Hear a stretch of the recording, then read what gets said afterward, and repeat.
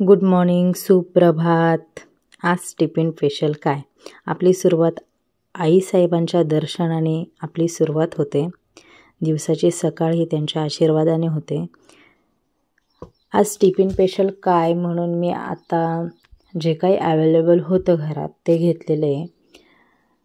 मेथीची भाजी घेतलेली आहे आणि हिरव्या मिरच्या, लसूण, अद्रक, जिरं आणि ओवा घेतलेला आहे आणि त्यासोबत मी कोथिंबीरही घेतलेली आहे. मी हे सगळं बारीक करून घेते. मिक्सरमध्ये छान एकदम बारीक करून घेते आणि त्यापासून आपण काय बनवायचं हे पाहूया. ते छान बारीक करून घेतलेलं आहे या ठिकाणी मी.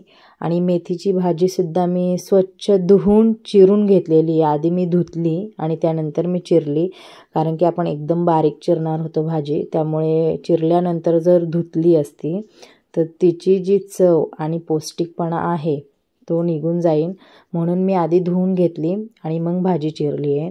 त्यानंतर मी इथे बेसन पीठ आणि गव्हाचं पीठ घेतलेलं आहे.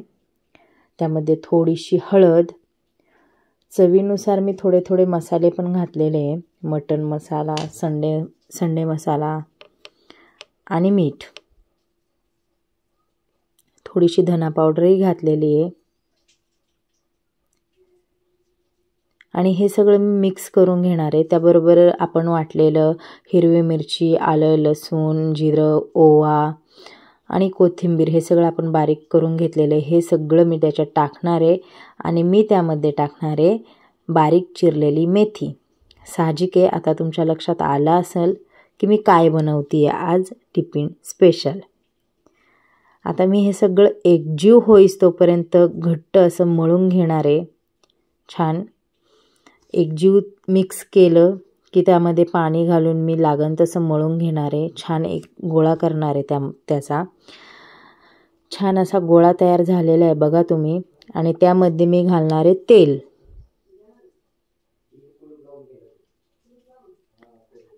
आणि तेल घालणार आहे मी त्यामध्ये. तेल घातलेलं आहे म्हणजे वरतून पिठाला मी तेल लावून ठेवणार आहे. ते 5 ते 10 मिनटं मी भिजत ठेवणार आहे.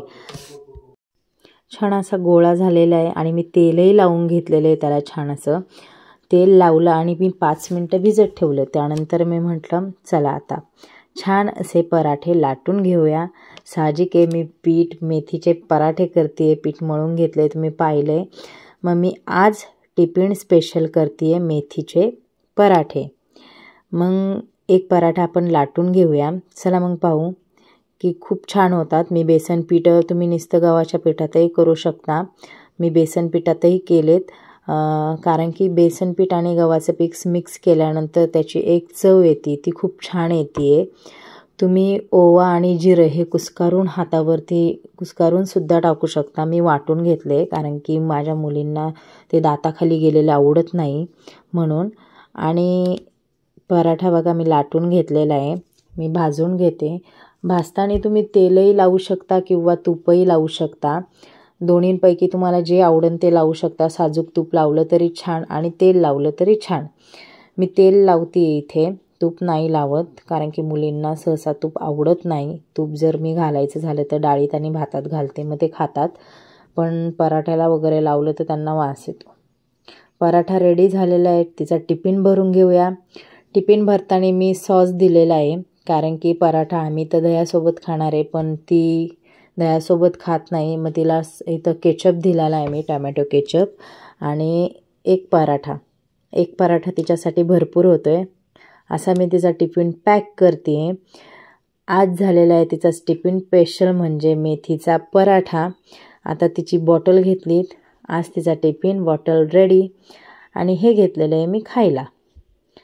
त्यानंतर तिची प्रार्थनेची तयारी. प्रार्थना झाली की स्कूलला निघायचं, कारण की सुरुवात आहे. आणि ती स्कूलला निघाली का आमचे मेंबर तिच्या पुढे उभे.